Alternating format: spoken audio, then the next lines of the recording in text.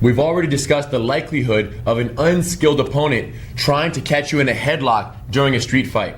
If, when they go for the headlock, you can anticipate it and use the first option, the frame escape, the first headlock escape we learned, to prevent their full control and escape quickly, you'll be fine. The problem is, if they surprise you and they establish a very tight headlock, they might have better control and the frame escape may not work. And that's what the leg hook escape will do for you.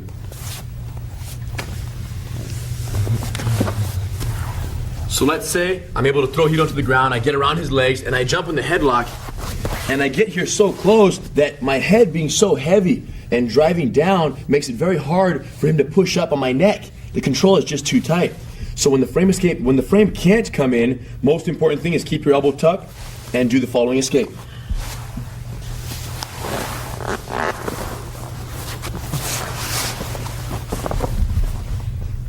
And now that Hito's on top of the fight, he can use his headlock counters from the mount to neutralize and free himself from the headlock and, of course, submit the opponent. So let's talk about what he did here.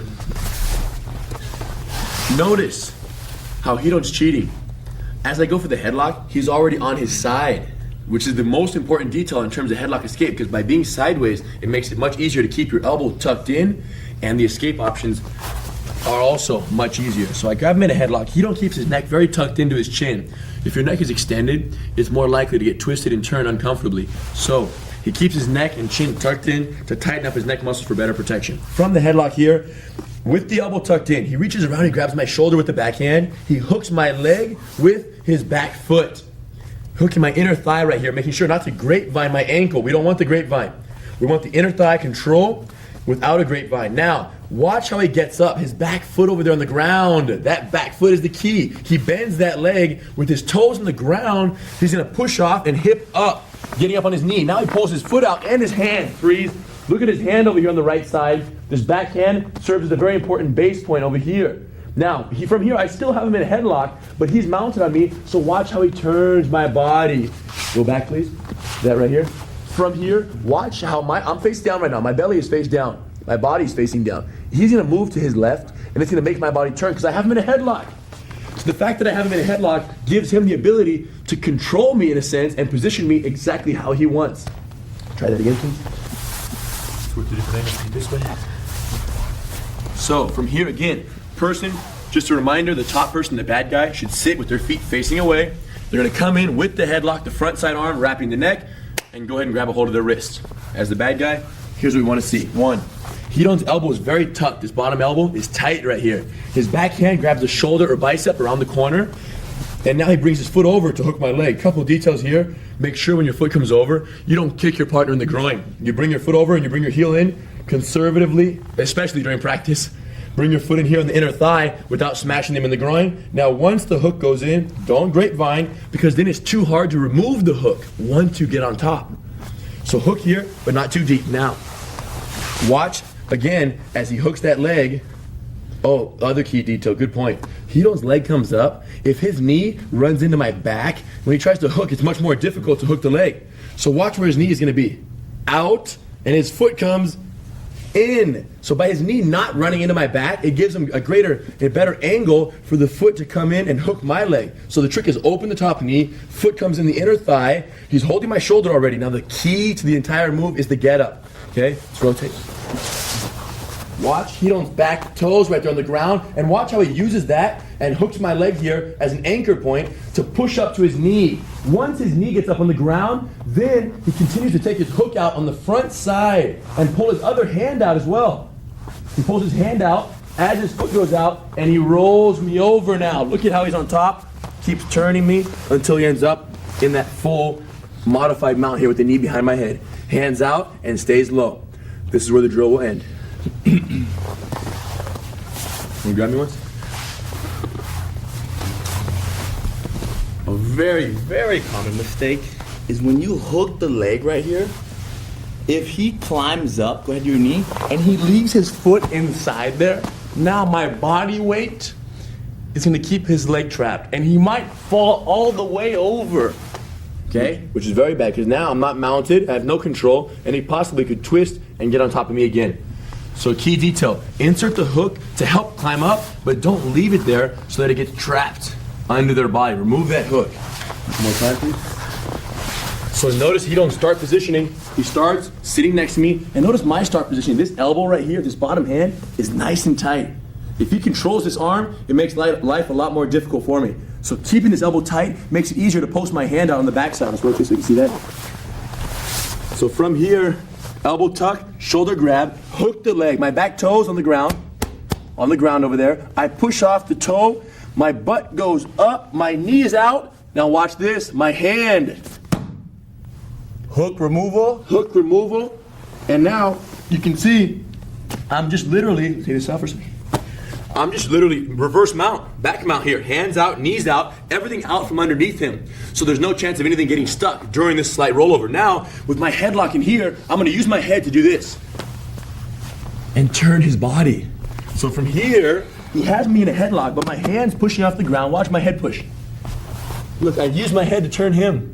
Now, foot by the stomach, knee behind the head in a standard modified mount position. Relaxed neck, of course. Yes, don't fight this right here and break your neck in the process. Keep it relaxed, stay low, and be relaxed.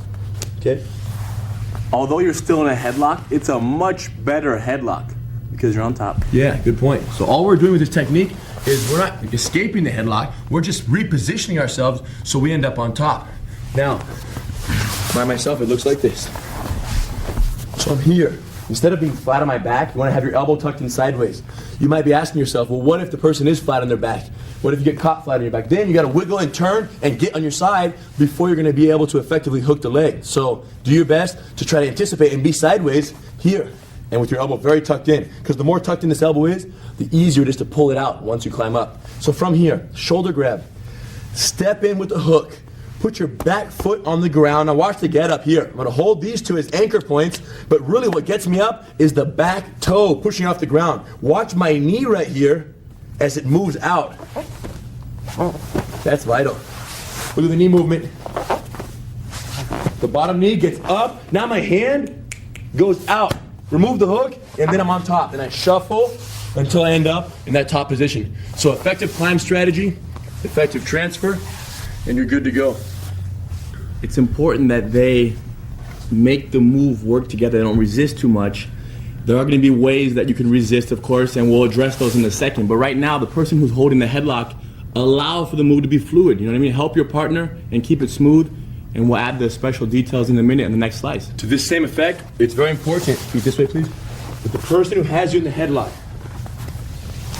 the person who has you in the headlock, the person who's catching the headlock, bad guy, when you do this move, when he hooks my leg, if he don't, look at my leg right here, if he don't climbs up right now and I keep this leg extended, it's not the same technique. It's slightly different, and we'll see that in the next slice, okay? But for right now, I need this person, the bad guy, to relax this leg, and when he climbs up to his knees, keep the headlock, do not let go. He goes to his knees, he pulls his bottom hand out, he starts to transfer the knowledge. I'm still holding, keeps transferring, and he's over.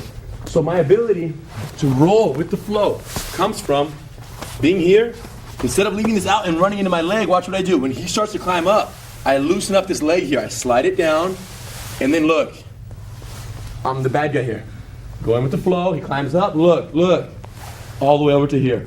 So you can only roll if you bring your legs together and allow for the roll to take place. Remember, we're gonna learn what to do when the base is wide in a moment. For right now, cooperative attacker on top, leg goes down, nice rollover. This one has quite a few steps. Go through it on one side, develop that reflex on one side, get very comfortable before you try the other side. Okay, so start and assume always that the attacker is right-handed. So you should start by practicing the attacker establishing a right-handed headlock first. Get comfortable on that side, and then later when you feel comfortable, you can transfer the knowledge and learn the left side as well. And don't rip your partner's head off, okay? We need your partner. You need your partner to help you get better. Good point. The standard leg hook escape from the headlock will work great against an opponent who's primarily focused on controlling your head. If their primary focus is instead to keep a very wide base, solidifying their position atop of you, then you might have to use this next variation. So from here, I get heeled in a headlock, but I get too wide of a base. In other words, the standard variation leg hook, when he hooks my leg, go ahead. When he tries to climb up right now, go ahead, climb up, put your hand out. He's not rolling any more than this because my leg becomes a post right here. It's not gonna work. So with a super wide base, there's no way he's gonna roll me over. And here's what we wanna do. Go back down, please. So demonstrate once, then we'll break it down.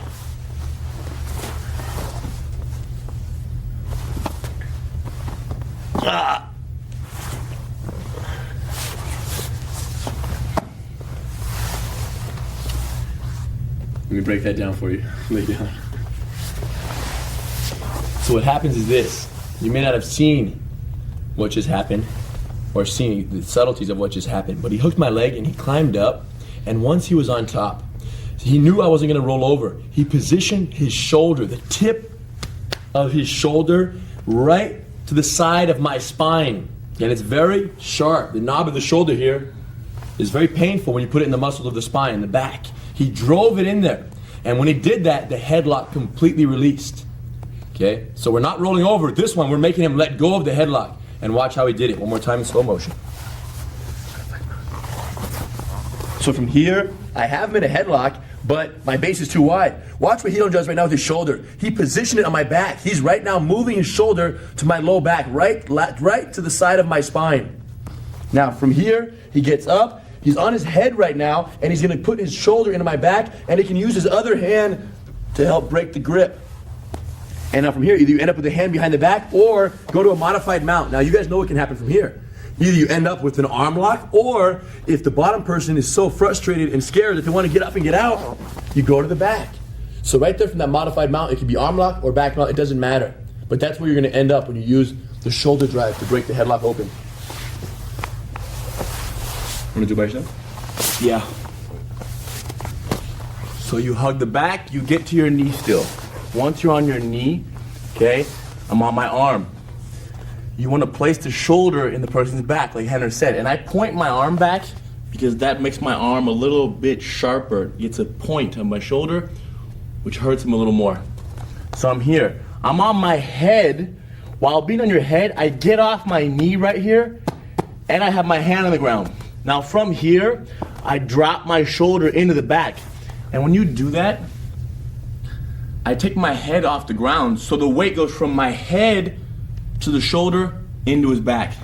I can't do that right now, but it would be like this if I would drop right here. Shoulder in his back. Very devastating. Very devastating. Your hand on the ground helps to support some of the weight, so it's not all in your head, of course. And one thing that I found is while using that hand for support and transferring the weight to their back with your shoulder, when you transfer it, if you want to help break the headlock off, you can grab the wrist that's holding your neck. As you put the shoulder in the spine, you pull the wrist, and it breaks the grip. So just a little help in breaking the headlock. So key detail though is effective tripod, and more importantly, the transfer of the weight from the head to the shoulder. And that can only be very impactful if the tripod is very effective. The person who's doing this move, I don't want to have my body resting on Henner too much. When he holds my head, and I go here and here and here, like right now, I'm laying on him. I want to get up. Nothing's touching me right now at all. His body's off of me, except when he slowly drives the shoulder here and pulls the wrist. It's devastating. The hand has to let go, and then from here, go to that modified mount and get ready for action, because they're going to want to get up. As soon as they lose the headlock, they lose it in a way that they don't even understand. They thought they had you. All of a sudden, they're twisted like a pretzel. The shoulder gets driven into their back, and they let go with a little yelp like I did in the first time he did it to me. And it's also important that they understand that the position alone is very uncomfortable. Like the way I'm sitting right now, all torqued up like this. This is not natural. So it doesn't take too much to make me let go of his head. Okay, so sometimes you might climb up and just them being twisted alone, they let go. You didn't even have to use the shoulder in the back. What he's saying is absolutely right. One time I was caught in a headlock by a much stronger opponent, a much bigger guy.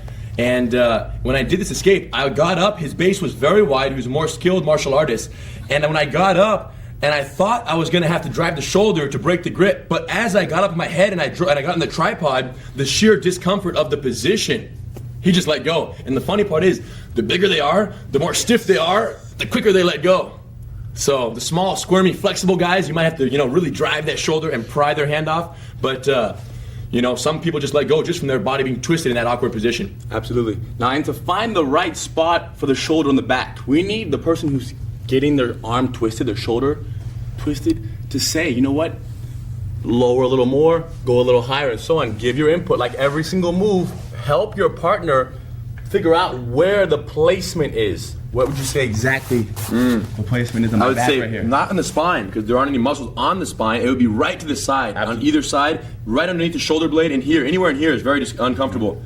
Now, the truth is, these are all, this is the fine points here of the technique. If you get up and you don't hit the exact muscle on the back, or you hit their shoulder blade, or, you hit their spine, just the sheer drive and torque of the power of the technique and the power of that twist will make them let go. But in practice, you want to find that perfect spot. So you practice 100%, you settle for 70% in combat, and you win, no matter what. And of course, you have the hand to help start peeling the fingers off, possibly. He already did it, but I want to demonstrate one more time solo. So from here, we have the low position, we hold the shoulder, we hook the leg. What's the indicator that he's not going to roll over? As you begin to get up, you look right here and you see the opponent's leg is fully extended in front of you. So you know they're not going to roll, they're resisting. You get up, you transfer the weight to your head, you get off your knees, and from here, put your hand back behind your back, transfer from your head to the shoulder, and as you do, you can use this hand to help break their grip. Pop. Their hands let go. As soon as they do, slip your head out, go to that modified mount, and now get ready for whatever comes at you next. It's going to be natural for my shoulder to land near his neck area. So when I climb up, from right here, good point, he lowers his shoulder. Look at that. He lowers it to the lower part of my back, and it's much more painful. I can guarantee that. Now, as he gets up off his toes, then if he needs to, he can grab my wrist with his right hand, the other hand back there, and as he transfers the weight, slow pull, go easy on your partners, guys. When you practice this, go real easy on the drive and the pull. Okay, and now as he lets go, he's ready for action. If I go right to my knees, he's ready for that. Okay, taking the back, and he's good to go. So there are some optional endings there depending on the behavior of the opponent. So in very slow motion, headlock, wide base. For this move to work, the attacker, the simulating bad guy, must have a wide base. If he don't climbs up, and I'm like this, and he climbs up, and I do this halfway through the move, it's no longer the shoulder drive. He's gonna go right with me and transition back to the first one. So please, as you practice this, understand that your leg has to be out. The move won't even work effectively if you don't have the leg out. If I'm here, he don't goes up for the hook, he gets up, now watch this. If I straighten my legs right now and I'm on my belly, he tries to do the shoulder drive. The problem is that that uncomfortable position that we were talking about that makes it so difficult for them to hold the headlock doesn't exist anymore. I'm not that uncomfortable right now. So the shoulder drive doesn't take effect. So what does he do now? Standard walk around and to the modified mount. So for this move to be practiced, the top person must insist on a solid base. Okay? Nice and slow. Headlock, escape with the leg hook. We're using the super base variation when their base is too ridiculous to roll them over. We drive the shoulder, we pop the grip, and we go to that modified mount and we're ready for whatever comes at us next. It's important to know when to use headlock escape 1 versus headlock escape 2 and vice versa. So let's combine the two in this reflex development drill. So I'll simulate the attacker. I'm gonna grab Hito in a headlock. And based on my behavior, if I am low and I'm very tight in my headlock, he should use headlock escape 2. Where if he can get the frame quick enough, he should use headlock escape 1. So if he can frame right away, before I even have full control, he already has my neck extended, his frame is out, and I can't really establish control. Now he scoots his hips back and works those scissor options. From the scissor, he has the option to choke from here, or if I tuck my neck in, go on top. Sit up, elbow, hug. Remove your leg, go to your hand, legs out, hug, hug. So make sure to include all the optional finishes for each variation. Yes, and as soon as we switch, now he's the attack position. He would then grab me in a headlock, but maybe he's too fast, he's too low. So I hook the leg. From here I climb up. I notice immediately that he does not have an extended leg over here. His leg is not straight out. So it's gonna be the standard leg hook escape. I'm gonna climb up and we're gonna roll right over. Once I get up, notice how valuable this elbow tuck is. And when I get up right here, my hand on the ground, remove the hook, roll him right over. From here, sit low and stabilize. Okay? So we would switch again, just keep rocking and rolling back and forth. I grab him again, but this time he gets my head away, but I keep a tight lock on his neck. So when he don't scoots out and gets his leg over the head, this time I keep the headlock. I remove my top leg. 1, 2, bottom leg, hands on the ground. Zero hurry, wait for the right time. Make sure you see the space. Take it, step over, adjust your leg, and base. So when they have a super tight headlock control, you want to use that follow-up to this modified mount from this initial frame escape. You can grab me again, get a low headlock again, and maybe throw a punch. I slip my arm inside, I'm waiting for it, hook the wrist, pull it tight, hook the leg, elbow tuck, get up, hands out, and from here, rock him right over to this modified mount.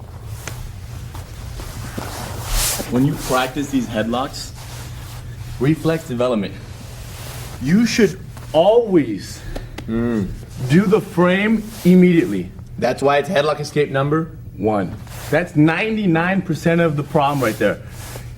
Is that they're gonna grab, and 99% of the problems can be solved, headlocks, with just a frame. So you can even play a game where he sits there, go ahead, get me. It should be impossible for him to get close. Now, once in a while, I'm gonna let him get close because maybe one day, like he said, you're relaxed, you're asleep, someone gets you in a headlock, or you're not even that, but maybe the headlock happened in a transition of moves and you land in the headlock and he's already close, so you might have to use the hug the back, climb up. But right now, here I am, frame again. And the more I pull myself down to squeeze them, the more painful it is on my neck. Because right here, it's the knife, it's the sharpest part of his arm on my neck, and he's grabbing his wrist with the other hand, creating that effective frame. So right here, check it out. It's not a thumbless grip. If you use a thumbless grip, if it was thumbless, the hand would slide off in the frame. You want to have an anchor point. Now also, very common mistake is people grab with the wrong hand. From here, his wrist can slide down. If he switches, it should be the bottom hand grabbing the top wrist. So he gets major support right here from his bottom arm, holding with the thumb. Make a fist, of course, so your fingers are not exposed. And look at my arm. Look how straight this is. Go ahead, come on. Can't. You're too good. Here you are. Time for the headlock escape reflex development drill. Make a game out of it. Grab each other in a headlock, depending on the scenario and the subtleties of the base, the punch, maybe a tight headlock. Change up your escape each time. Okay, nice and slow. Start off slow, and as your partner gets better, switch it up and make it be a little bit quicker, but not too quick to jeopardize the quality of the technique. Keep it tight. Keep it nice.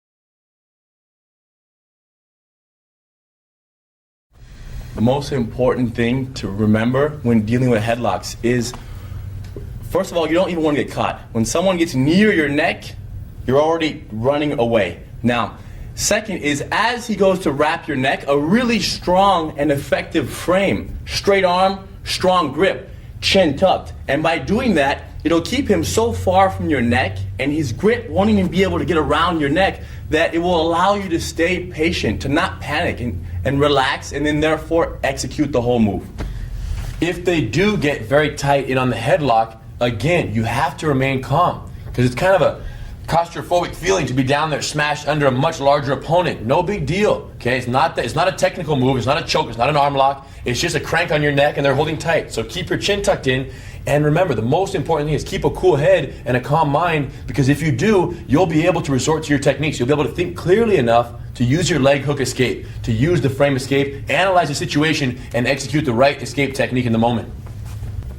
Remember, don't make headlocks part of your arsenal, okay? Just know how to defend them, and that's it. They will happen, so be ready. In this reflex development drill, we're going to perfect the guillotine choke, and we're going to have a chance to review the double ankle sweep from the guard. So starting from a stand-up situation, we'll have the aggressor come towards me to tackle. I'm going to block, deflect, wrap his head, stay away, and then wrap tight. Once you get that tight wrap, let's go ahead and apply pressure from standing, and then keep the choke. Loosen up the pressure, pull guard, and lock him up high. Once I lock him up, keep it, and extend from here. Once I apply pressure from the guard, go to stage 1 immediately. Now, depending on how Hidon behaves when he stands up, I will either use the knee thrust variation or the kick variation of the double ankle sweep. So he stands up, boom, his hips are very high, so I drop all together and I kick him back. And then I stand up, and if he stays laying down, I grab a hold of an ankle, pull it out of the way, and side mount. So all possible combinations here. Now I will simulate the attacker. I shoot in, he blocks, he stays away, he deflects my head, he gets a good wrap up, and he applies that pressure. Once the standing pressure is applied, he'll pull guard. Legs high, walk your legs up, readjust the grip, should already be tight, extend.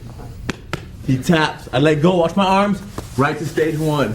Head up, head safe. He stands, I keep his head until his arms go to my chest. Both knees in his chest. Go to one side right here. Right here on the get up, my foot is close to his body. My knee comes down, look at my hand on the ground to help me get up. And this hand reaches. And I move around, wide knee, stay low, stay close.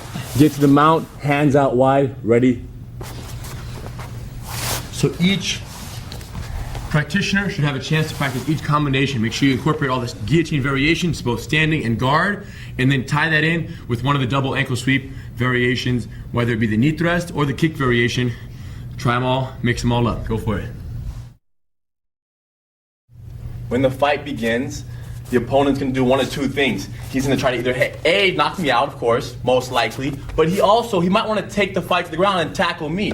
As he comes in to tackle me, he's giving me the opportunity to use the guillotine choke. Right now, let's go ahead and show you that one time how that looks. So that's the choke. We're going to show you the basic application, and then after I'm going to show you how to apply it in, of course, a real street fight. So Henner's here. He's giving me his neck. I'm going to wrap his neck with my arm. I'm going to come around snug, and then I'm going to hold my own wrist. So you wrap the neck, grab your own wrist. My legs are bent. I'm comfortable in a good base. From here now, notice my armpit. It holds his head down a little bit, and now the blade of my arm comes up into his throat. So you wrap the neck, grab your own wrist, knees bent, armpit, hold the head down, hip forward, keeping your legs bent, and slide the arm up into his throat. Notice how Hidon's doing that. His body is arching back, and his chest is expanding to help pick up on the throat. Gives great additional power. So wrap really snug, holding my own wrist, knees bent, armpit down, and lift. You don't want to do this. You don't want to stand up. You don't want to go anywhere. When I'm here, my armpit holds his head down as the blade of my arm only comes up into his throat. So this keeps him here. Here. So when you do this right here, just so you guys know, this is having the same effect as a rear naked choke or triangle choke. It's plugging the arteries of the neck. Now, due to the positioning of the arm around the neck and the blade of your arm being positioned across the trachea, across the front of the neck here, it's a little bit more uncomfortable than the other chokes. It's not as pleasant feeling as a standard rear naked choke, because a standard rear naked choke, the elbow is perfectly aligned with the chin, so the pressure is only on the side. When you do the guillotine, the bar of your arm is a little bit more positioned across their throat, which makes it more uncomfortable, but it plugs the arteries nonetheless. When you pull this, it plugs the arteries which are right to the side of the neck. So from here, I'll show them from the front side. I'm gonna wrap his neck very deep. My arm comes around, and I aim to wrap this arm around his neck as deep as possible. I don't just place my hand in here with a space. This armpit comes around, my bicep goes around, my hand, look, comes all the way up over here. So I'm really getting around his neck, super deep.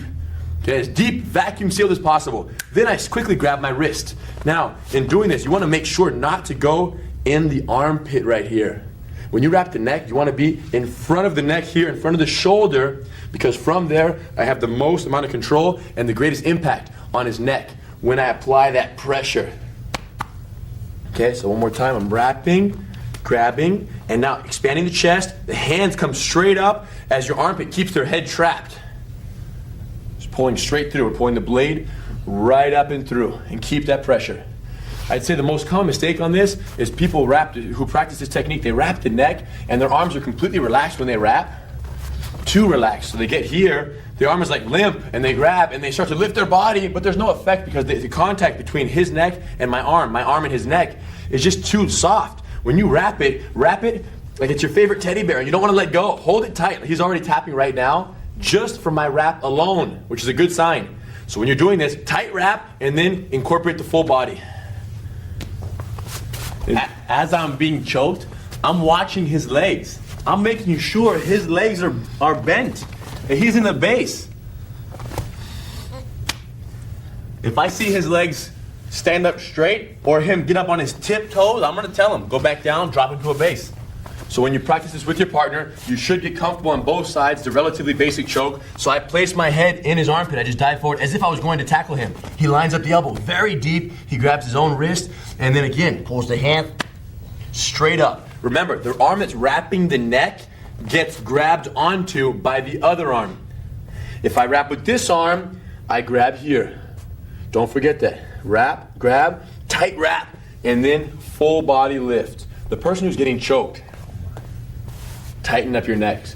This one has a nice little crushing effect on the neck, so by tightening up, it will give you greater resistance and more importantly, protect your neck from getting too poked during the choke. One thing you should know about the guillotine choke is the reason it's so effective, and a lot of people tend to think that it's just a basic grab, a basic headlock, but it's not basic in any sense because this is a headlock. Right now, if I were squeezing him right here, it would hurt the back of his neck a little bit, but it's not plugging the arteries at all. The difference between a headlock and the guillotine is that because his head is facing me, we're not next to each other, I'm not grabbing him here. Because he's facing me and his head comes in from the front, now when my arm wraps, the blade of my arm is right against his artery. So there's the difference. I have actual pressure on the front of the neck rather than what standard headlocks have, which is the back of the neck. So that's what makes this move so valuable and so easy to apply in a street fight is when they dive towards you, they give you the neck. Now, the pressure we're looking for here is upward pressure here, downward pressure here. It's that scissoring effect of going up on the arteries and down on the head at the same time. Do that by yourself one time. So we're going here, I'm holding real tight, and as the hands go up, the armpit and the shoulder pushes down on their head. So their head gets perfectly trapped. So you're almost aiming to bring your hands right here, right to your chin. The shoulder pressure down on their head is particularly important when you're dealing with a taller opponent. Because if you don't have that shoulder pressure, a tall person can kind of go with you and accommodate, you know? But even if he was much shorter, get low, and I was much taller, if he wraps deep, very tight, and his shoulder pushes down right now.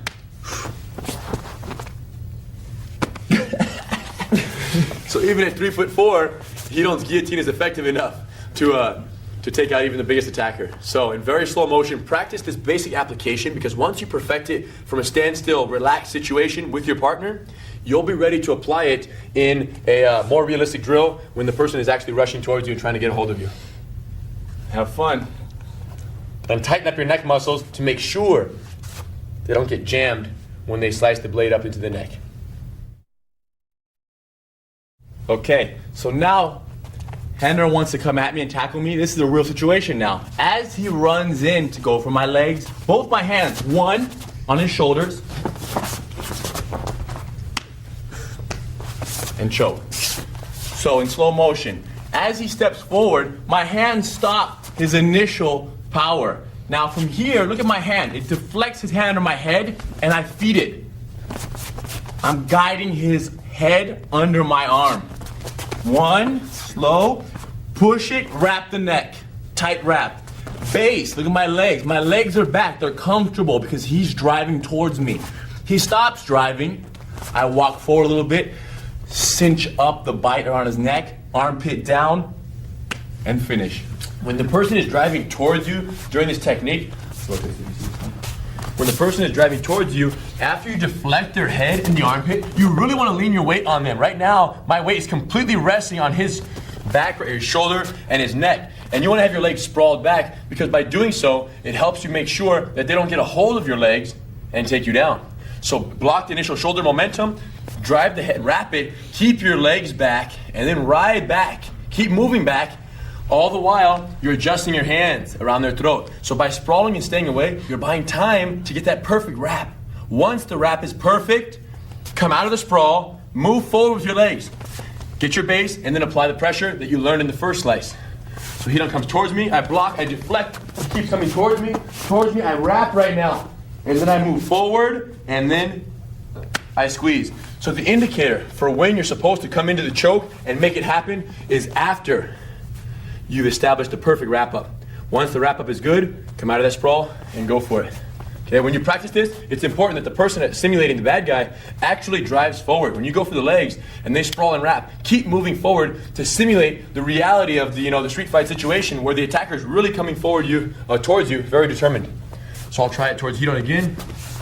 So here, he blocks the shoulders, he deflects the head, he sprawls back, and now he has the perfect wrap, so he walks forward. And keeping it tight, you know what we do right now is we even readjust it again. No reason why not. But knees bent and finish. So the trick is stop that initial momentum, stay away, get a perfect wrap up, and then once you do, come forward and finish with that pressure. Okay, one more time. Comes forward, I block, he's driving. Keep driving, please.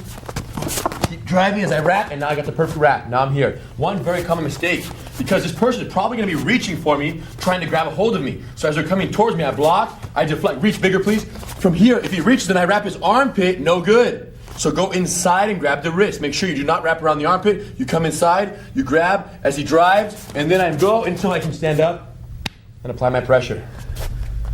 Keeping my legs bent, keeping the blade driving straight up into their neck. So, bad guy, drive forward, good guy, wrap. Okay, remember, we're here, tight hands, and that final pressure comes straight up as your shoulder holds their head down. So only when he stops driving towards you do you walk forward. As long as he's going towards you, you just stay in base. He slows down, you do your move. Make sure you keep your weight as they're driving towards you. Use your body, sprawl your legs back, and keep your upper body leaning on them so that it gives you that, it can slow their momentum down and give you the base and the support you need to be able to wrap, and then of course stand up and apply that full pressure. When you're practicing with each other, person, tighten your neck up, and bad guy, keep driving forward to make it realistic. And one more detail you should know is the reason you're allowed to stand up. Let's say Hidon comes in, I block, I sprawl back, move towards me please. I sprawl, I wrap, I stand up. From this point, from the final position here, when I stand up, even if he grabs a hold of my legs now, chances are my positioning of my choke is so effectively around his neck that as he tries to take me down right now, my choke is more effective. So with the perfect choke intact, you can afford to stand up straight because your choke is more powerful than his takedown potential at that point. And the more he tries to take you down, the more it chokes his own neck. So get that perfect wrap and you'll be good to go. Go ahead and try it, see how it feels. Sometimes the guillotine choke works effectively while standing. If you have trouble finishing your opponent from standing up, or if during the confusion of your application, they're able to take you to the ground, you can also finish the guillotine choke from the guard. Check out how this would look.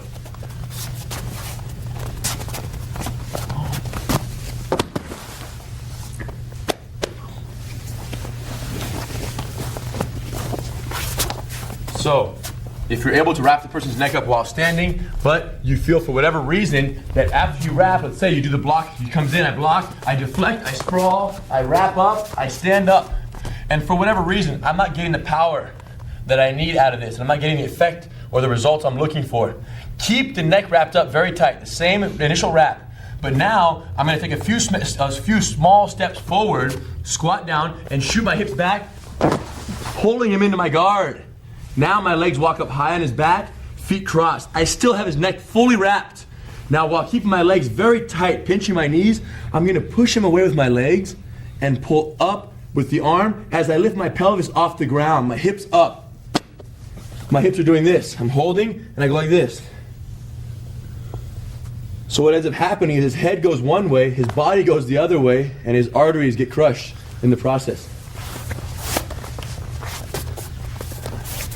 Try a new one.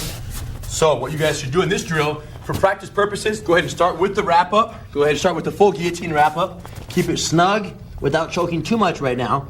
And then go ahead and step forward. Pull guard. Squat down the same way when you pull guard. Squat, shoot back. Legs high. Walk your legs up a little bit. Readjust the neck.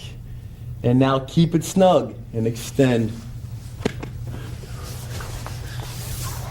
Show them how the head slips out. A lot of times, the person in my position, the grip is not that good. Maybe I never got it cinched up to start. So now, as I go to arch back, his head pops out.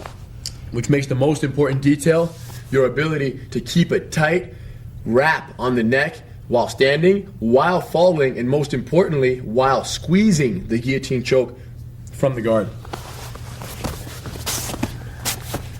So again, start with the wrap up, get that neck relatively snug. From here, let's say he's too strong, or it's very likely that during a fight, they just take you down. Just because you're not able to finish it standing doesn't mean your arms completely just get lazy. You can't finish it, but your arms still stay alert, keeping your forearm tucked under his chin so that the head doesn't pop out when you squat and shoot your hips back. So one more time, I have the wrap up. Watch my pull guard. So from here, I'm gonna take a few steps forward. I don't wanna just do this and just fall, okay? It's too slow. It's not gonna effectively pull my opponent into the guard. And watch my hands break my fall. 2 steps, squat and shoot. Landing with my legs very wide, full guard. I don't cross my legs down here. There's no effect.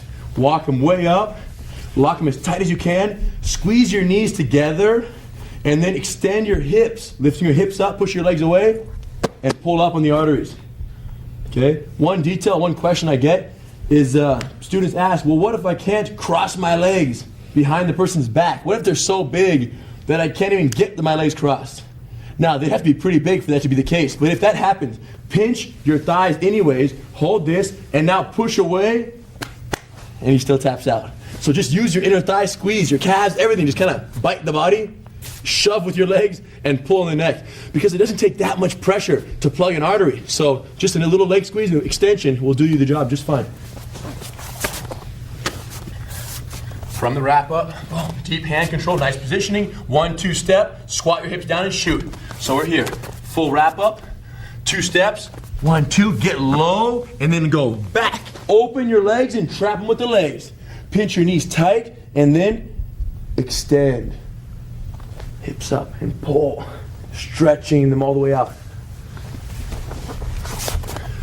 More important than ever, the person getting choked needs to keep their neck muscles tight so that during the fall, during the pull, and most importantly during that stretch, they don't hurt their neck, both the arteries and, the spine coming out of the back here. In slow motion, wrap the neck. Practice that with your partners. Make sure you do both sides and take it nice and easy. We're pulling the guard from the guillotine choke because we're having trouble finishing it standing up, or the person just takes you down and you wrap their neck up quickly, fall down, and go. Make sure you get your hand in there quick and keep it tight during the fall so their head doesn't pop out. It's time to throw the guillotine choke into a fight simulation drill. Check this one out. Starting from a stand-up situation where the aggressive opponent tries to tackle you. He rushes me, I block his shoulders, and I quickly deflect his head. As he drives towards me, I stay sprawled. Remember, don't try to squeeze the pressure. Don't try to choke the person from the sprawl. Wrap the neck from the sprawl, step in, and then apply the pressure. Once they tap out from this position, you're gonna full guard. Loosen up, drop and pull, walk up to full guard. From here, high guard, extend the legs and pull the neck, stretching him out. As soon as the headlock is released, the guillotine is released, top person, push my leg down, jump to the side mount. Once he's on side mount, I let him get a headlock. So he wraps my neck up, he sits low, and he quickly goes to throw a punch. As he goes for the punch, I hold, I shoot in, double wrist control, double forearm control, hold tight, pin the arm to the body, hook the leg.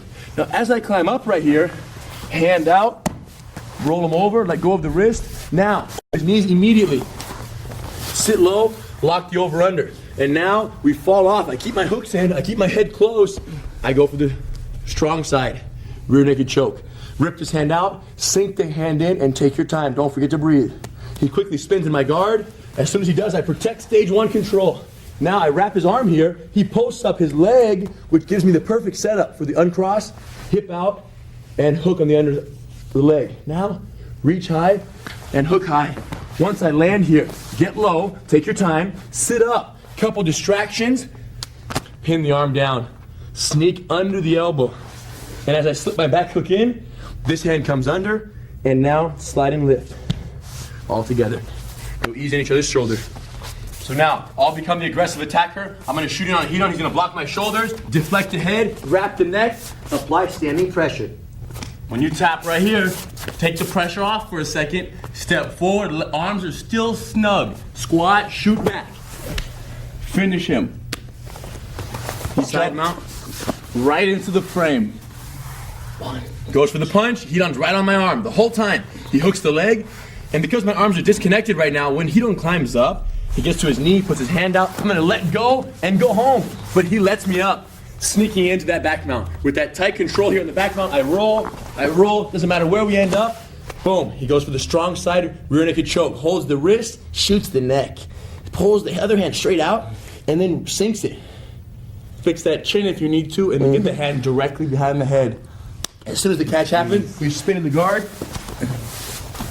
And now from stage 1, he holds me close. This time, I'm gonna post my leg up, and I'm gonna lean my weight on his body. He's gonna uncross, hip out this way, and hook my knee. After he hooks the knee, his hand goes under the armpit.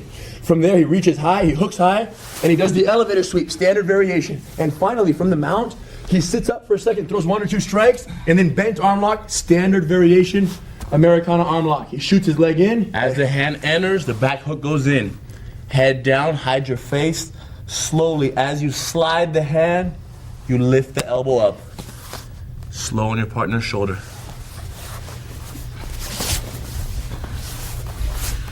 Follow the flow. Stand up, aggressive opponent tries to tackle. Block, deflect, wrap, standing pressure. Make him tap out. Catch and release. Loosen up that neck pressure. Pull guard, guillotine from the guard. After you catch that guillotine from the guard, open up your guard, let them jump to the side mount, and establish a headlock. From the headlock, top person, throw that punch. Punch block variation, climb up, escape the headlock, and then once you escape and you're on top of the person, they're gonna let go of the headlock, go to their knees. And then you're gonna sink your hooks, take the back. Roll around once or twice until you land on the strong side, and then sink that rear naked choke. As soon as you finish the choke from there, they're gonna spin in your guard, land on top of you, but this time, you're gonna hold stage 1, and they're gonna post their leg up. When they put their leg up and they lean the weight forward, they're perfectly set up for the elevator sweep. So insert your hook, go under the armpit with your hand, reach high, hook high, and they'll tip over. Once you mount at the end, stabilize, always stabilize first, and then sit up, because your opponent's a little scared, throw a couple distractions, take one arm, pin it to the ground, and use the standard variation of the Americana arm lock. Don't forget to hook the back leg, because otherwise, you'll get thrown off in the process. Fight simulation is the key to building the street-ready reflexes. Go get it.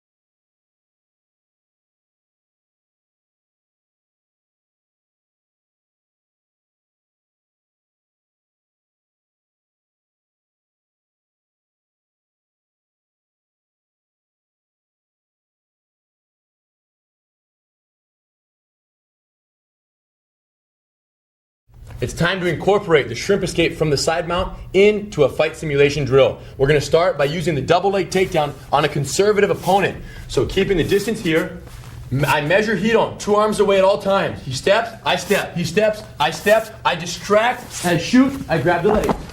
Driving straight down, hand down, step all the way around to the side mount. Once we achieve side mount here, we're gonna keep that low wide control. If he don't bumps me this way, my foot is what takes care of my base. If he rolls me the other way, the hand is taking care of base. In both directions, check me some more please. 1, 2. Once I neutralize his escape attempts and he gets exhausted, watch my legs. They're very low. My feet are tucked in under my hips and I'm holding him very close. Now, it's time to mount. The knee goes in, the hand goes out. Slide the knee over, mount. Once you mount, stay low, stay wide. He's gonna push my chest straight up with this arm. From here, straight arm lock from the mount, 1 arm variation. Look, go over his arm, post the front leg up, all in one swift motion. 1, 2, and then snatch the wrist, keep it close to your body. He's gonna check me for a few seconds. I just hold my legs. Remember, the most important thing is not squeezing the arm lock, it's just holding it. Now in slow motion, I apply that upward pressure. Get that finished. Now he goes into my guard, and I'm holding him here very close. He can't reach me, so what does he do? He pulls the punch back for stage 2. Boom. Boom, stage 2. He gets frustrated, he stands up.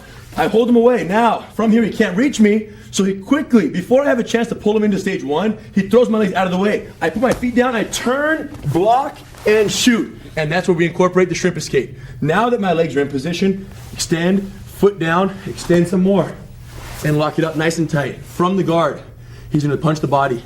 I incorporate my knee right away. Slide the knee in, hold the tricep, hug the neck, bite the back, triangle, stage 1.5 setup. Look at this, I slide to the wrist. I do that by pushing my shin away a little bit. Now I hold the wrist, retract, and shoot the leg. Once my feet are crossed, hip up, get the arm, shove it across, and make sure you hold it down low and tight. Hold the head, foot on the ground, or on the hip, walk it out, bite, grab, lock, and with the neck thigh pressure, he should tap just from that alone. So imagine when you pull the head and you lift your hips up. Guaranteed victory. Now I'm gonna be the conservative opponent. So I step, he steps. He jabs, distracts me, and drives all the way down. Now he holds, circles to the side mount.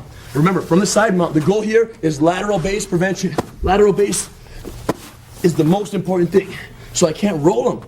Now I'm exhausted. His knees come in, he creeps his knee in and his hand goes out. So he has front side base and this knee here serves as a rear side base. Now he goes all the way over, turn, he mounts. From here, I say, get off me, push up on his face. He braces the chest, leg up, and low spin. Look how low his hips remained during the spin. He holds my wrist, he pulls it back. Now I check his control, it's too good. His arm lock finish is good, I come up. From the guard, couple punches. Now I get frustrated, I pull the punch, I go for the body. 1, 2, his hands are in, he's holding here well. I stand up, throwing these punches, I can't reach him, I throw the legs. Now watch this. After I throw his legs out of the way, notice how quickly he's gonna use his feet on the ground to turn his body facing this way. So I throw, they touch down, he turns. His feet hit to make his hips turn. Now, as I come in, he blocks and his legs shoot in the same moment. Now that his legs are on my back and his knees across my belly, he extends his body, foot on the ground, hip out, and locks me up. From the lockup right here, he keeps control until I go for that body shot. His knee comes in, he hugs the neck, and he bites the back at the same time. With the body control here, I can't get up. So he grabs my wrist, pushes away on the wrist, and then if my arm is too low, he can go around the world if he wants. Now his feet are crossed, he keeps it locked up until the arm comes across. Gets the arm, shoves it, holds the head. Little lock, little bite, and a nice chop. One more thing, right here on the end, go back. From stage 1, we're here. When it's time for the triangle setup, you can do this. You can switch, of course, remember, and put your foot on the ground and use your own forearm to do the same 1.5 setup. And there we are, still holding the head, straighten the leg through, go around, release. Another option.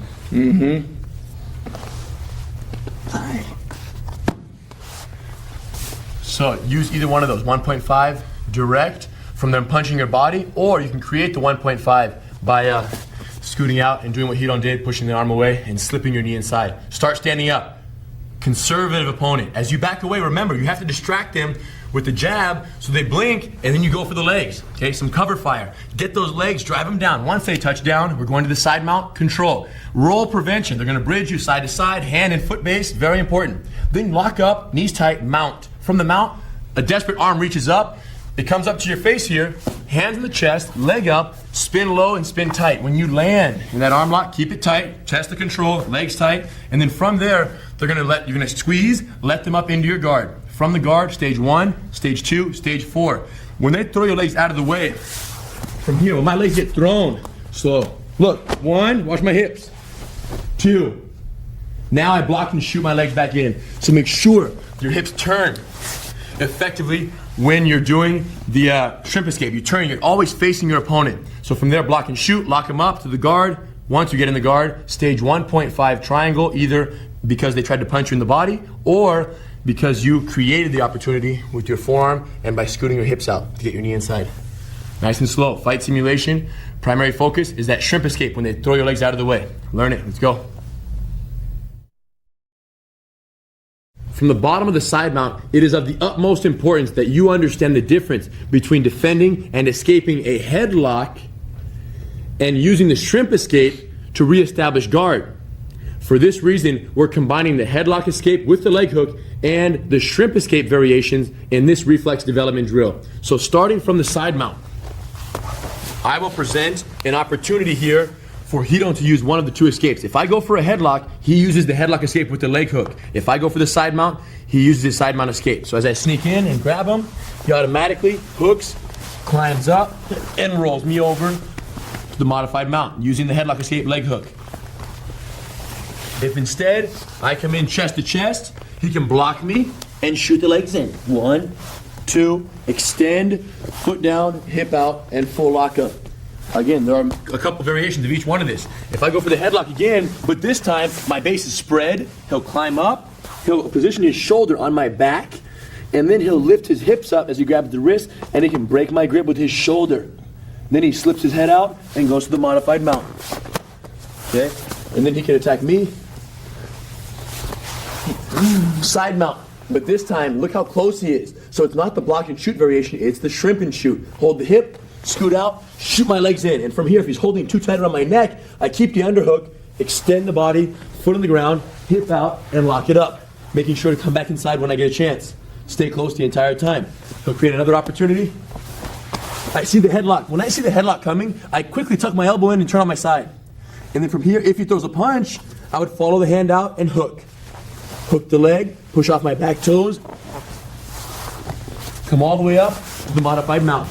And then from here, of course, we have arm locks, or we can take the back. So, all variations of the shrimp escape and all variation of the second headlock escape using the leg hook. Nice and slow, practice this, strengthen your reflexes because you're gonna need them. The block and shoot variation works great if you can stop him from coming in. But if he already gets kind of close to you and establishes a closer side mount, we need another trick. So here, Hannah's pretty close to me.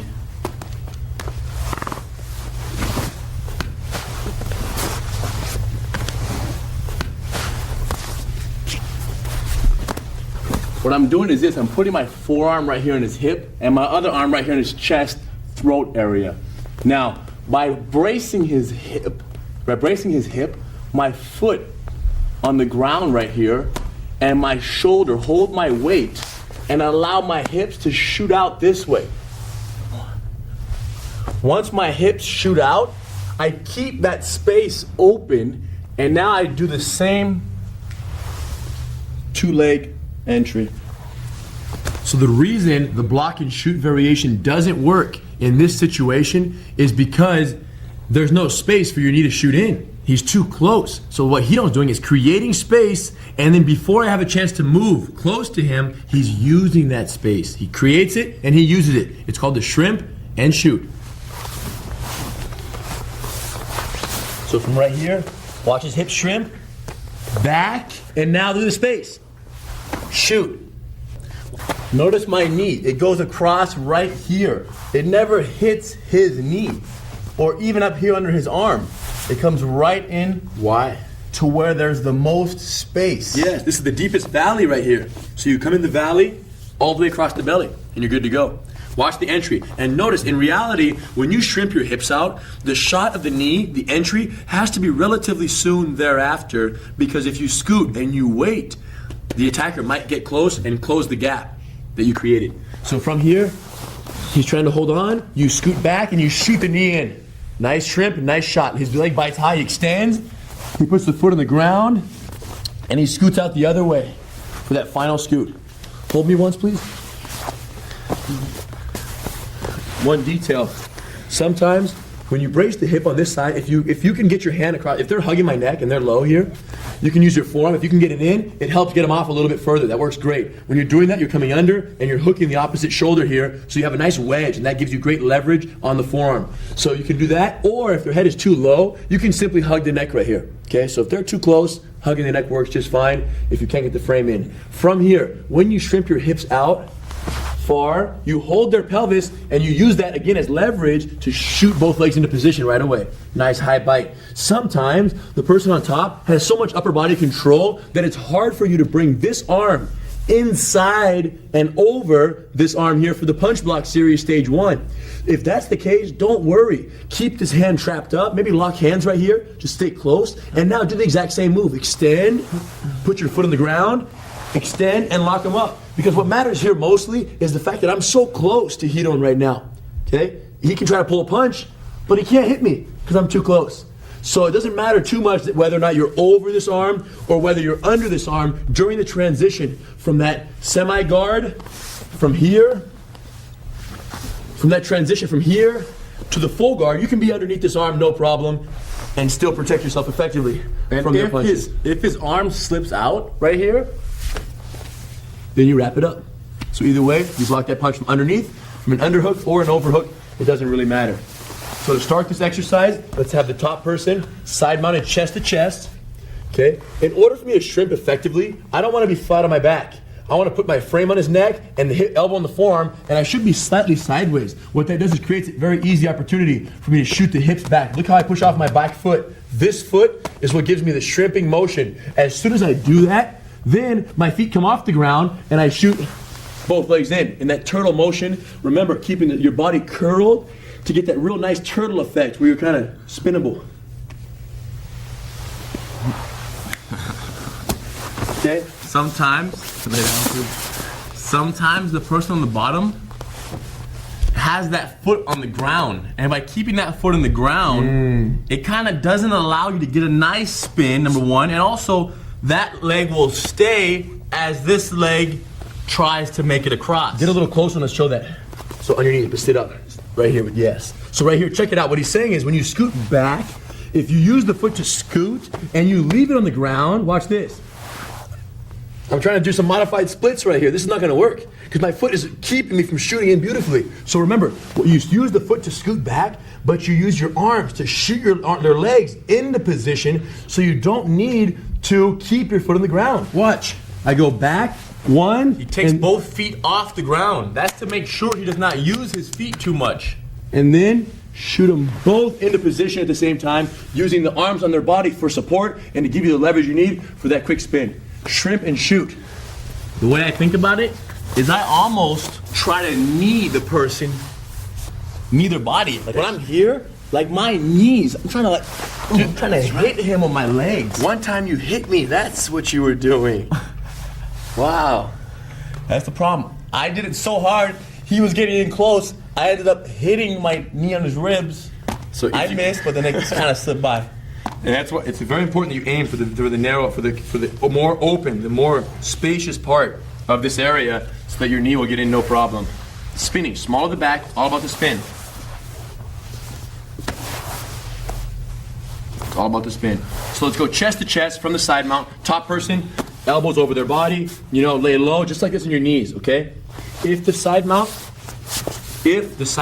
is tighter than this, if they have better control than what you're seeing right now in this variation, if they're very tight and you can't shrimp and shoot your knee in, you don't feel like you have the space, or they're too tight to make it work, we have another variation.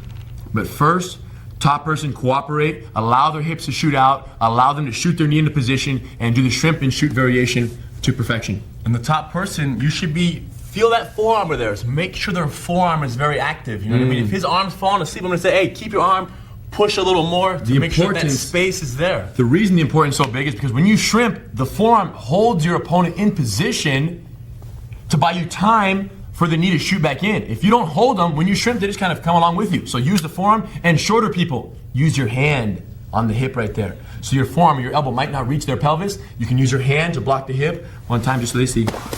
So from here, if we're close like this, and Hito's forearm can fit like that, no problem. Or if I'm a much bigger opponent, the hand. So now he shrimps out, boom, and shoots the legs in together. Remember, you have optional hand positioning. Go back. Optional starting position. If he's too tight, just hug the neck. No problem. Brace the hip, boom, shrimp out, shoot in both legs, bite. Now watch from here, you can go over, or you can go under this arm, lock hands, whatever the here is fine. Extend your body, foot on the ground, and if the arm slips out, no problem. It all mixes together. I think we're ready. Shrimp and shoot, nice and slow. Try it, get ready for the next slice. If you find yourself in a street fight against a larger opponent, there is a very good chance that you're gonna end up on the bottom of the fight. If this happens, the safest place to be is to have your opponent inside your guard. From there, you can neutralize punches, apply submissions, or execute a sweep and end up back on top of the person. Having them in the guard is the best place to be. If they're able to get around your legs and get themselves to the side mount, we need to have an effective strategy to be able to reestablish the guard and lock them up where we can use our techniques from more effectively. So if Hito's on the bottom, we've learned that from the guard, the punch block series, using your legs to hold the person away is the best thing. But let's say the attacker is smarter and they get around your legs and now they want to get to here, chest to chest on the side mount. This would not be good for us.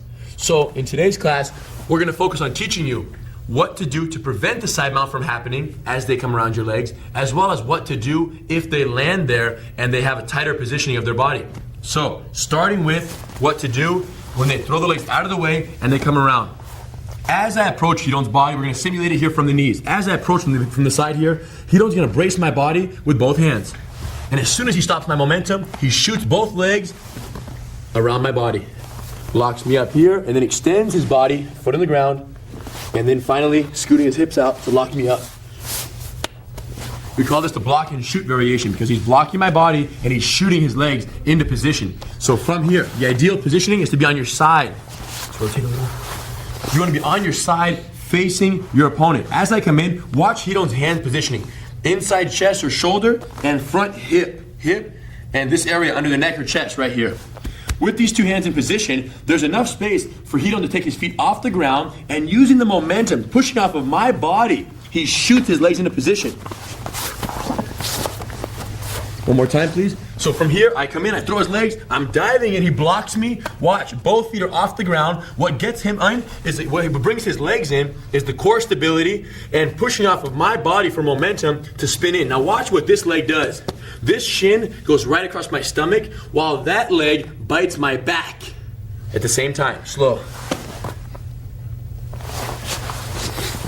Extended arms and bite the back. Once his legs are in position there, once he has the shin across the belly and the bite on the back, his hands come to a safe hand position here over my arm, so I can't reach for his face. Now, there's only one problem. His foot right now is across my belly and it's trapped there. So we've got to find a way to get this foot out and around my back. The best way to do that, once it's trapped, is while the person is laying low, Hito's going to take his body, which is curled up this way, and he's going to extend his whole body by extending his knee and his shoulder. He's going to slide his shoulder back. Come again. Look, right now his body is like an L shape. He's going to extend the L, straighten out his body to an I. Now, he's going to place that foot on the ground in between my legs. His foot is on the ground right now. And now, his foot is slightly trapped inside my knee. So to get that foot out, he's going to scoot his hips towards the trapped foot. Once his hips scoot this way, his foot is free to come out.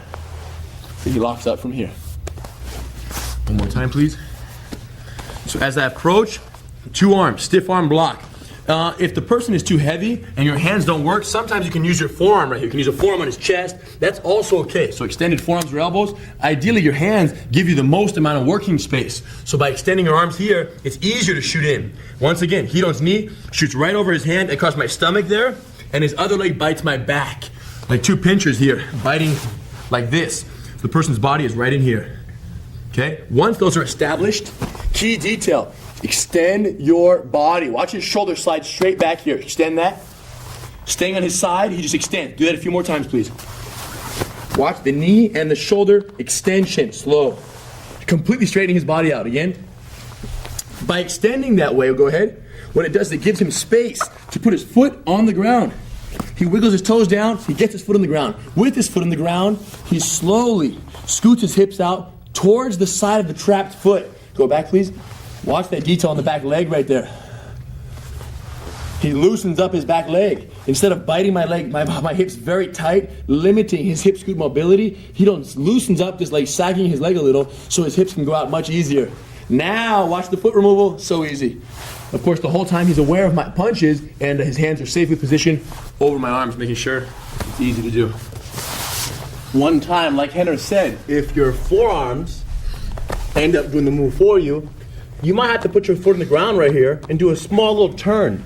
My hips turn, 1, now watch my legs, 2. Extend the body, foot on the ground, hip out, and a final lockup.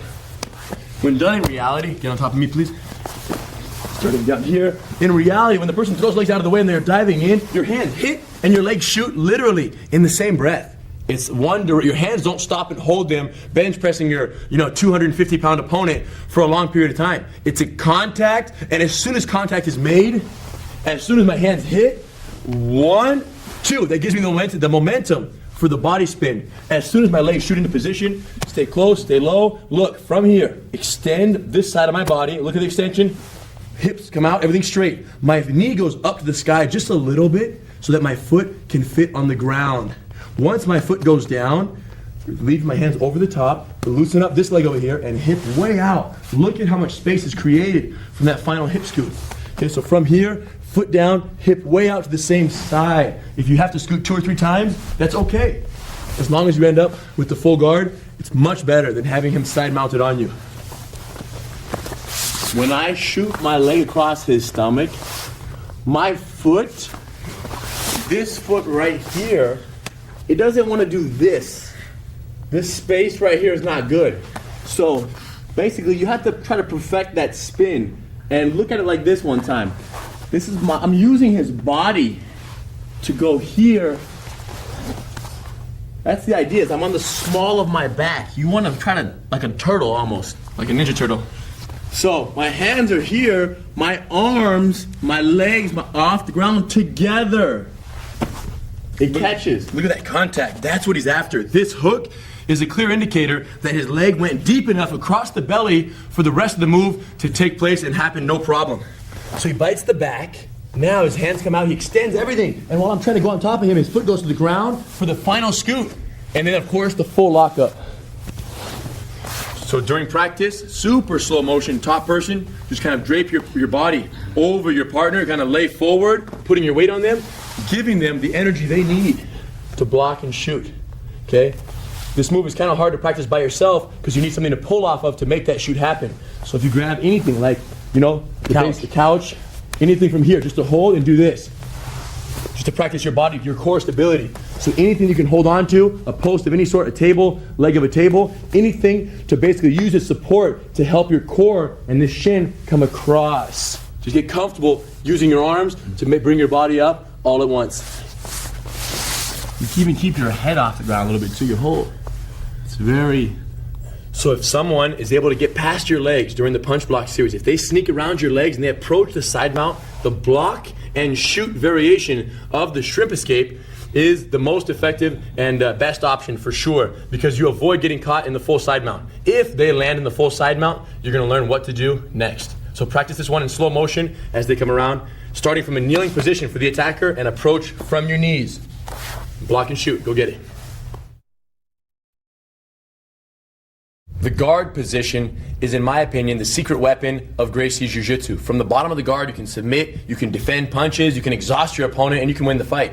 So if the person gets past your guard and is lucky enough to approach the side mount, the shrimp escape is of the utmost importance in making sure they don't establish too much control outside of your guard. It's crucial that when you go to do the shrimp escape, you get your knee across the stomach and the leg over the back in that one shot. So when you go, you gotta shoot your leg in deep, because if you don't get your knee across and the leg over, the whole rest of the move is gonna possibly fall apart. It won't happen. So really practice that make it or break it detail of getting both legs at the same time around the body and across the stomach. And of course, you want to get out of the side mount as quickly as possible. But if you get down there and you're stuck in the bottom of the side mount, you have to know when to, in a sense, surrender for a moment. Remain calm, and once again, don't panic. Just chill, wait for the opportunity. If they're too tight, they're holding you too tight. Just make sure you're safe from punches, and when they create the space to try to punch or do something else, you'll have the opportunity to shoot through. So use it, be patient down there, and don't panic no matter what. The reason why you can be patient is because really you are safe. You have his head and arm controlled. And that's what Jiu-Jitsu is all about. So be patient when you are underneath your opponent in a street fight. If you can master that, you're set. The world is yours.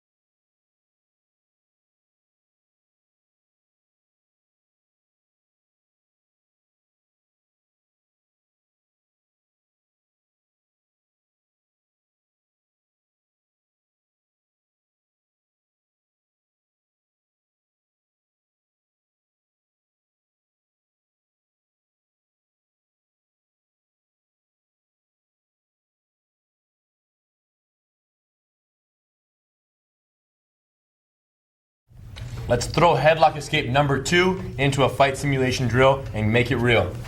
So from here, I'll be the conservative opponent. I'm gonna approach heat on slow. He stays away, stays away. He times his entry during one of my steps, and he wraps me up. He stays very close here, and when he feels comfortable, leg hook takedown. Pick that ankle and get real low with it. Once you mount, let's do a cooperative roll off, which means just go ahead and fall off to the side and go to the guard. So I'm gonna push him off, he lets me. From here, immediately stage 1. From stage 1, he has good head control, nice arm control, his head is closed, he's very relaxed, he trusts the angles. From here, I sit up from stage 1, I stand up. He pushes me to stage 4. I throw 2 punches and he drops me back in. Boom, to stage 1. Once we're back in the guard, top person, swim through and push off the chest here, creating the perfect arm lock opportunity. He goes for the arm lock, biting his leg very high and tight. But as he goes for it, I'm gonna rip my arm out. He quickly transitions to the triangle. He gets the arm across, secures my wrist well, hold the head, walk it out. Once I finish the triangle, Henner taps directly into the headlock. But he's tight, so I can't make the frame. Hug. Hook, climb up, hands out, base, no hurry. Frame, trap the arm, pin the head, walk the foot up, put the weight down, spin, smooth landing, fall back, legs heavy, control, test my control, slowly hyperextend the elbow.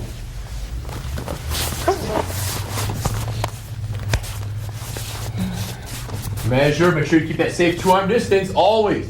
As he comes towards me, I move slow, and I'm ready. Eventually, I time my entry, and I step in during one of his steps. He tries to push away, but if my hip control is too tight, his base is strong, I step in, I pick it, and I drop it. Get low, hands out immediately. Now, cooperative roll-off. So we roll this way, I let him roll me, we go right to the guard. I swim, I get my stage 1 control, head and arm control. Now he tries to punch me a few times, but he can't, because I'm so close. So he stands up out of desperation. Once he gets there, I quickly push and pop the hips with my feet. Now Notice how when I broke away, I came forward immediately. test the legitimacy of my legs here. They're solid. He throws a couple. I drop them right back in. Elbows up. Be careful on the drop with this elbow and that nose. Okay? So protect your face. But this person bites your teeth and duck your chin a little bit. And look how Henner moves his head slightly to the side. So as he lets me in, because my head's gonna go straight down most likely, he moves out of the way. So there's no way he's getting headbutted. Now I wrap him in stage 1. From here, after you control for a second or two, I want this person to swim through. Low arm lock. Switch hands in the head. Create that angle. Remember, if you need to put your foot on the ground, that's okay. To help turn. Once you have the underhook on the leg, my hand goes under, push his neck up to create space and to give me leverage for the spin. Both legs bite very high. Now start going for the arm lock, but he slips away. Immediately hip up and bite. Notice how my hips did not drop during the triangle transition. Now protect the punches here. Respect the hands always. Look at my legs, nicely locked on his back. My hips are very close to his chest. And we've got the control. Now shield this arm across. I use my forearm to lift it sometimes and just shield the punch right across. Hold it here, hold the head, walk it out. Now I know what's coming next. I'm gonna choke this guy out, and when he wakes up, he throws the legs out of the way and goes for a headlock freeze. Don't get caught in a headlock facing this way. As he approaches, watch, turn and face him. It makes life so much easier for you in the escape attempt. Now, we know which escape we're gonna use. Hook the leg. Remember, careful with the heel on the groin when you step over. Hook the thigh, hold the shoulder, toes on the ground. Toes on the ground. Now, push off the toes, hip up, he uncooperatively rolls over, I pull my hand out, remove my hook, and walk the dog. Stay low back here. Try to throw me on my face a little. You can't throw me. My control is too good. I'm too low. Okay, now we know what the finish is. Slip the frame in, grab your wrist, and drive. And remember, if you start to lose your balance, always let go and regroup. Drive the weight, trap the arm. If you lose the arm, just hug it, pin it, and spin it. Look at the snatch on the wrist. My legs are already tight. They're already tight.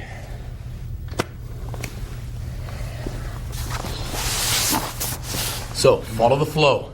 Standing up, conservative opponent. They come towards you a couple steps. You passively back up in your effective base, and when you feel the time is right, you lunge forward during one of their steps, protect your face, and establish that clinch. From the clinch, leg hook takedown, mount. From the mount, cooperative roll-off, guard. From guard, stage 1. Stage 4, stage 1. Drop them right back in. Don't wait too long and bring them back in. From stage 1, they're going to swim through, low arm lock from the guard. With their head down, you're going to work that angle and catch them with the arm lock. They're going to pull out. Lock your legs over their shoulder, establishing the triangle setup position. From there, quickly deflect the arm, hold the head, walk it out, lock the full triangle. Finish the triangle, and as soon as you do and let go of their neck, they're going to throw them out of the way, your legs, and they're going to dive into a headlock. Remember to be facing your opponent.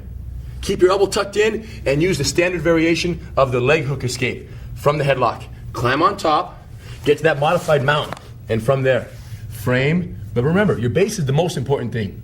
Only once it's fully established should you do the frame, catch the arm, spin the leg, and close the deal. Look at all the work you did to get to that modified mount. Imagine if you were so into your frame that when he bumps, you keep the frame and you fall on your face. You gotta start all over again. Oh my. Okay, base, position before submission. Never forget it. That's a t-shirt right there. It's everything.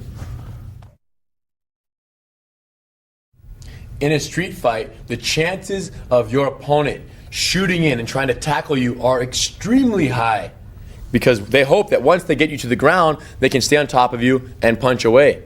And in going to tackle you, they create a perfect opportunity for that guillotine choke. So perfect this one and use it because the opportunities will be there. We've had students who've learned this technique one day and within the same week been in a physical altercation and had a chance to use the technique, having only learned it 1 week prior. So extremely effective, super simple, and very, very available in real situations.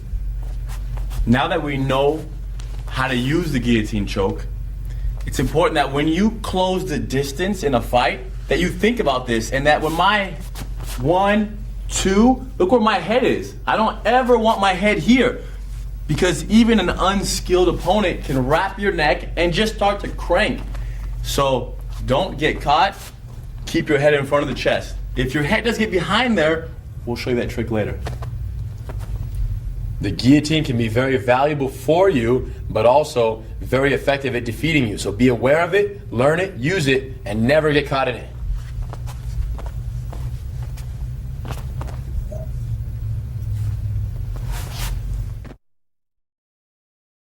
The block and shoot variation is perfect for preventing your opponent from achieving the side mount. Once they achieve the side mount, you can use the shrimp and shoot variation to reestablish guard if there's space. If they get to the side mount and they're too tight, and maybe they're preparing to punch from the side mount after they control you, we use the punch block variation. Check this out. So from down here, I'm holding heat on the side mount. He tries the shrimp and shoot. Always, you want to get out as soon as you can. But if the person is too strong and their control is too good, you recognize that and you don't rush your escape. You don't waste all your energy trying at the wrong time. You wait. The most important detail for this next slice is to wait until the opportunity is there. So from here, I'm holding very tight. He tries his initial escape. I'm too tight. He can't get out. So he waits. And if he's waiting, he wants to have his hands in punch safe positioning. He's holding my neck and he's holding my tricep on the other arm. So I can't pull a punch right here even if I want to. Neck control and tricep control, both at the same time. His hands can either be holding like that or they could be locked. Either one is fine. Just make sure that you keep them close to my body and you keep your head close the entire time. If you don't, head is down, my hands can come in front and start to smash and punch. So keep your head up. Again, don't use more energy than is necessary to stay close. Don't overexert, just stay snug. Now, here's what happens. If the opponent gets trapped like this, the top guy, they get frustrated. They say, man, I can't punch this guy in the face. I can't hit him. They want to create space to hit you. Now, as they do, you hip out, brace the hip, and you're gone.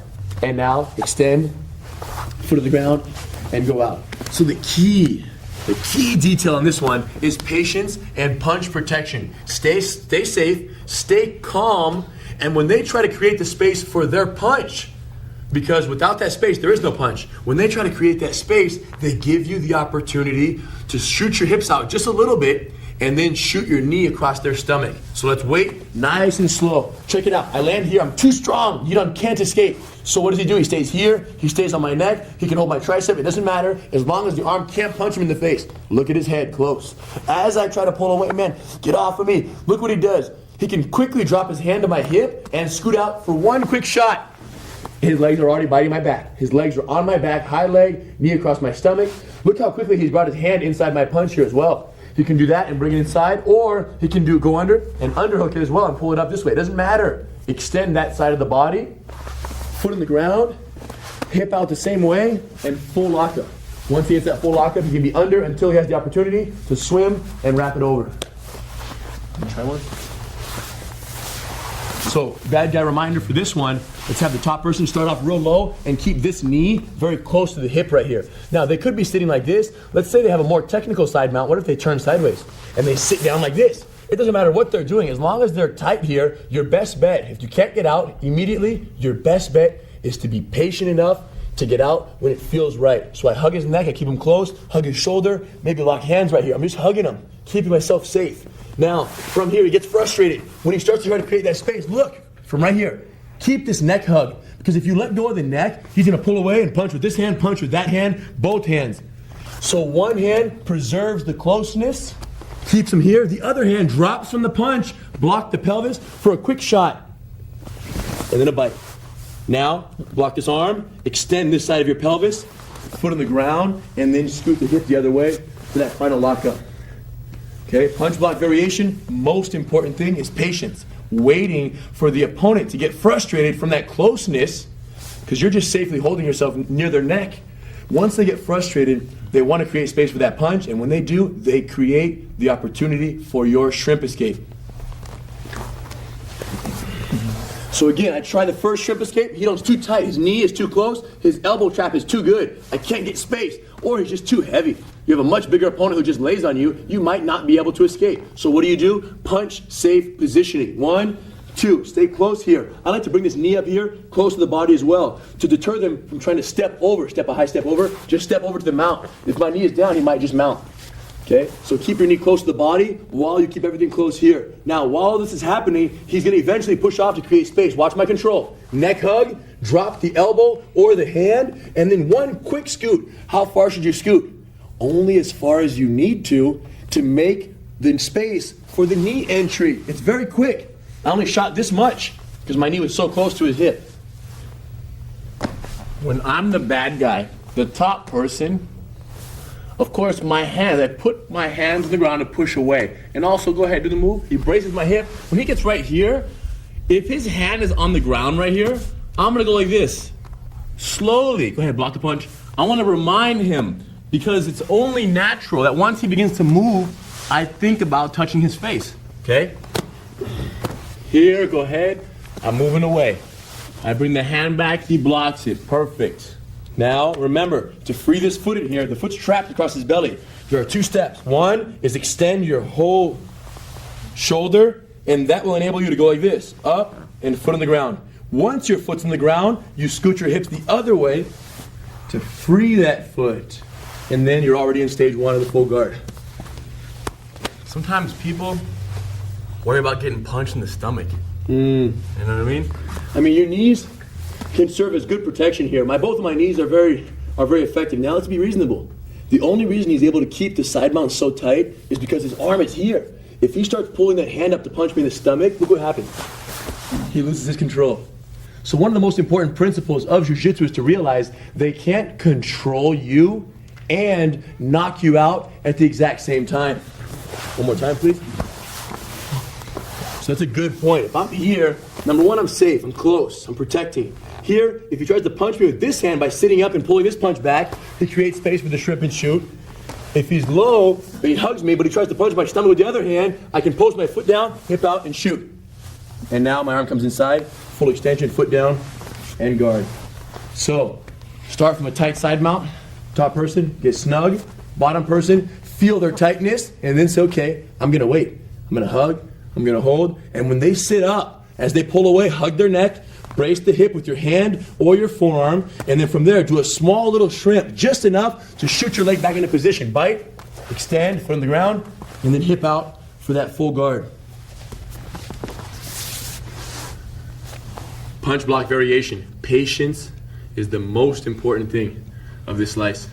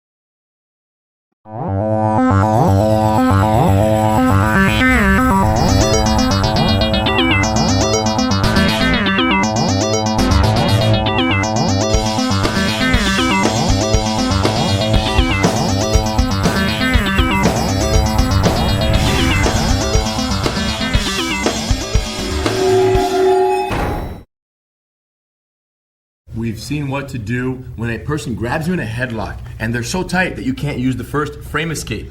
We use the standard leg hook, we climb up, we roll over.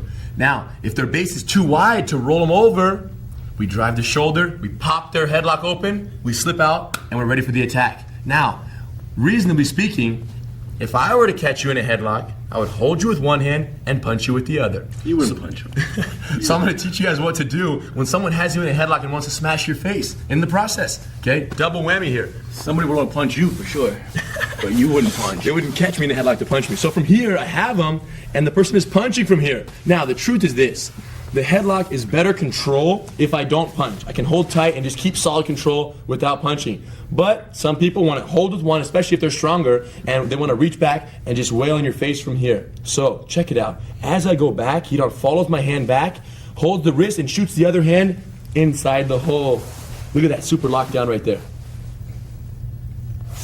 Now, he hooks the leg, he tucks his elbow, climbs up, lets go of the wrist, and rolls all the way over to the starting position, which is the modified mount, or the finishing position. So one more time. From here, I have him in the headlock. As soon as we land here, okay, like I said, unless Hidon is sleeping, he shouldn't get punched even once. As I cock the arm back, his inside arm kind of follows it. See that what it does? His hand is inside my arm because he starts off with his elbow tucked in and his hand close to his face. He's protected right now. And as I pull my arm back, he rides my wrist out and he shoots the other hand inside. Look at his grips right now. Let's analyze the grips. This is a thumb full grip. Show him the thumb. Thumb full. Show him the other one. Thumbless. Two different types of grips. The front one is thumb full because it's holding the wrist away, while the outside one is thumbless because it's holding the hand to the body, giving you great leverage. Right now, it is virtually impossible for me to punch him. Even with one hand, I can't hit him right now. Great control. Okay, once he establishes that, let's analyze this also. My headlock is not that amazing. It's kind of loose. So from here, Hidon's gonna hook my leg and go back to the first variation. Okay, because chances are if he was punching, his legs will be relatively relaxed right here. He's going to be punching you. You push off your back foot. You climb up. Now, as he does, he pulls his elbow out. He gets up to his hand. Now, he pulls his other hand out too. The hand that was controlling the punch, he removed it, putting his hands out for base. Now, if my headlock is released right here, Hidon could simply slip my arm off his head, and you know where we end up. Or he could roll me some more, and we end up in the modified mount here, where if I relock the headlock, which is very common, he'll try to grab on and hold on out of desperation, he would then frame, arm lock finish, or take the back if I roll. So, key detail is arm control during that punch, effective climb up, and knowing when to let go of the punch. Once you climb up, the punch is no longer dangerous, so why hold it? Let me get at that. So I'll try it once. As soon as we land, my chin is tucked, my hand by my face. Not a bad habit to get, to keep your hand up next to your face, protecting your face. From here, as soon as his arm goes back, I ride it out. Look at this. I come inside and I start to hold the wrist here, and that creates a beautiful window for me to shoot the hole and hook the wrist. Now I hold it close to his body. He's gonna try a little bit, and when I do this, throw your hook high and open. Hook that leg. With the hook in, push off your back toes, hip up, no rush. From here, pull your hand out. Now, you can let go of the punch because it's no longer necessary to hold it. So I can let go of hands, and now I use my weight to turn him. And again, if he lets go of my neck, I can slip out, or we can end up in the modified mount that we used in the first variation. Okay, so punch control is key here. It's mainly what we're focusing on. One key detail as well, a bad guy reminder, is when you're practicing these leg hook escapes, it's important that the top person leaves the leg available. Spread your base, okay? Keep your legs open so they can possibly hook the leg. All of these techniques rely on you hooking the leg. If you can't hook the leg, you need to learn another headlock escape that will teach you guys later. But for right now, keep your legs spread open for base, let them hook it. And remember, if they do tuck the leg in or you can't hook it, you can always go back to the frame escape and push them back that way. So with these two headlock escape options, you should be able to catch their neck or hook the leg. Sometimes in the confusion, he might pull his hand back and I might miss his wrist. So my hand is here. It's okay if I can't get his wrist, pull it back freeze. I missed it. I go right on top of his arm, a stiff, straight arm. He goes inside, inside the arm is the safest place to be. Now from here he's gonna pull back and I start grabbing, and then I go back underneath. So basically you can grab the arm and make contact however you want. Ultimately, however, if you grab from behind, look how he's grabbing outside my bicep over there, whatever. Eventually, however, the best control is from a thumb full grab on the wrist and a thumbless grab on the forearm. Those two together, you have a solid lockdown in this elbow of theirs, this arm of theirs. So from here, Hidon puts that outside hook in, boom, and then from there, pushes off his back foot with that hook in, he anchors himself up, he removes his hand, puts his hands out, and rolls right over. Watch the walk right here, this little walk right here. I'm moving because of him. He's turning me with his head right here. He wants me perfectly sideways underneath him. Look, my shoulders are like this. Not here, not there. Sideways, because from here, he can use all the headlock counters from the mount that we've seen, and we should incorporate. So by myself, check this one out. From here, we're gonna protect our face. Initially, just have your elbow tucked. This is standard headlock safe positioning. Turn, elbow tucked, chin tucked, everything sideways, everything tight. Here he pulls a punch. He releases the headlock. We go in, we shoot, we grab the wrist, we grab the arm. Hook the leg. From there, hold the arm with both hands while you initiate the get up. As soon as you get up on your knee, you can let go of the wrist, pull your hand out, and start to transfer the weight as you remove the hook. Now let go of the punch block arm and just walk him right over. So let go of those arms when they start to feel like they're not necessary anymore. Yes, because by holding that wrist for too long, it will make it difficult for you to go to your knees. And you're not going to pull this hand out and put your hand on the ground for base. Once you get up halfway, you need the back hand to base, otherwise you get flopped right back over. Absolutely. Okay, so punch block variation, nice and slow, neck control. Again, try it on one side, slightly complex, so you want to make sure that you learn it on one side very comfortably before you transfer this one. Shouldn't transfer it unless you feel like you've got it 100%. Go get it, nice and slow, and remember, easy on each other's necks. One final detail you should know. If your opponent is so much bigger than you that you don't feel like you can even reach their arm behind your back. Let's say like you're on the bottom and they're, mount on me please, just a headlock. Since I'm so much bigger, I'll go on top. Since he does the Hulk, he'll go on top. So from here, as he pulls his arm back, let's say I can't even grab this right here. You have a problem. You can't grab it, you can't grab it. So what you want to do is, if it's at all possible, you want to control the arm, and this is the best way to do it, but it's possible that it's impossible to grab their arm if their body is just too big. So we admit that, and all you would do is try to hook their leg if you could. If you can't, you would go for the frame escape. So bottom line is, if you can't reach the arm around their body, if the person is that big, you got to do what you can with what you've got. You've learned the principles. You possibly could block from the front here, grab onto their shirt, their jacket, whatever you can, or just escape quickly, just execute your escape directly and very efficiently so that they don't have much time to punch you. So we understand that the person might be big enough to where it's very difficult to lock that arm, but in most cases, unless they're 3 times your size, which you should still be able to defeat with these techniques, unless they're 3 times your size, you should be able to lock that arm up and make your escape happen. So in slow motion, punch block variation of the headlock escape with the leg hook. Go get him. With enough practice, you'll be so good that nobody will be able to get you in a headlock anymore. It's going to be impossible to get you in a headlock because you understand so well where the headlocks come from. The best headlock defense or escape is not to get caught in the first place. You really understand this stuff. I'm starting to see that. You understand what you're talking about. You're smart.